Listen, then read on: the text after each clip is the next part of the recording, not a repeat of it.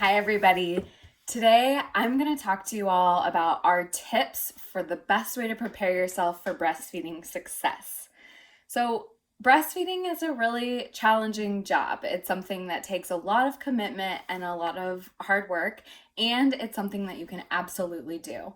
If this isn't something that is important to you and it's something that you feel dedicated towards, you can absolutely achieve it for the long haul. So, the few things that we like to talk with all of our clients about are, first of all, setting yourself up with realistic expectations. So, imagining what this is going to look like in your lifestyle. You're going to have a whole new routine once your baby is here, and breastfeeding takes up a lot of the time. Sometimes that's all you do in a day, and that's okay because that is really hard work in and of itself. So we encourage people to imagine what that's going to be like for you when you are feeding your baby around the clock, potentially every 1 to 3 hours, and doing that for the first several weeks of your baby's life. So imagining, one, the time you're going to spend with your baby, and two, who's going to support you during that time? What are your external support systems going to look like when you're stuck on the couch all day feeding your baby, or you're in bed with your baby, or you're doing whatever you need to do to best take care of the both of you? Who else is going to help you with all the other things that need to happen in life? The second recommendation we have is to establish a relationship with a lactation consultant or an IBCLC in your pregnancy. When people are really struggling in the postpartum, so they're sleep deprived and they're having challenges with feeding, it can be really challenging to also reach out to somebody to help you. So establishing a relationship with a lactation consultant ahead of time can be really supportive in the event that you do need that care. Establishing a relationship doesn't necessarily mean that you're going to have an appointment with them or that it's something that you will have to lean on, but just knowing that someone's there and available for you can be really, really impactful. Another thing you could also try with a lactation consultant is asking for them to check in on you. Sometimes it's really hard to be the one to reach out when you are the one juggling so many new things in your life. And if you already have a relationship set up with a lactation consultant who's willing to reach out to you at some point in the postpartum, that might be really beneficial.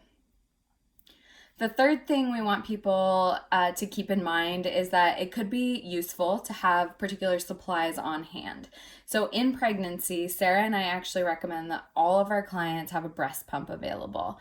And this is something that most people don't use for the first few weeks after a baby is born. In fact, we discourage against it in most cases.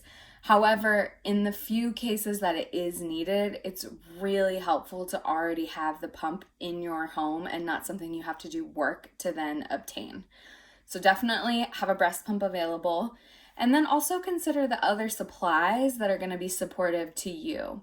So if you're a person who might benefit from having a nipple shield on hand, so for example, you're somebody with inverted or flat nipples, having a nipple shield already in the home might really serve you so that you or your partner aren't having to run out, to the convenience store or something like that to get a nipple shield late at night. It's just another thing that can support your feeding relationship without you having to add stress to your plate. Additionally, it's good to consider, what are you going to do in terms of storing milk? So having something like a haka available in the house, having milk bags, thinking about bottles if that's something that's important to you, having those things available ahead of time is going to help serve you in the postpartum when your hands are really full. And finally, we recommend that everybody considers how they're going to nourish themselves. What's going to bring you healing and what's going to serve you so that you have a cup that you can pour from when your baby's needs for feeding are going to be pretty demanding.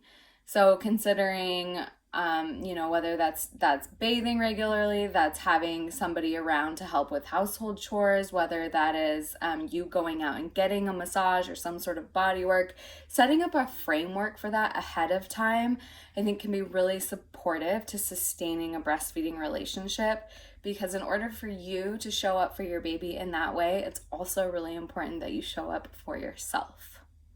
Okay, those are our top recommendations for breastfeeding success.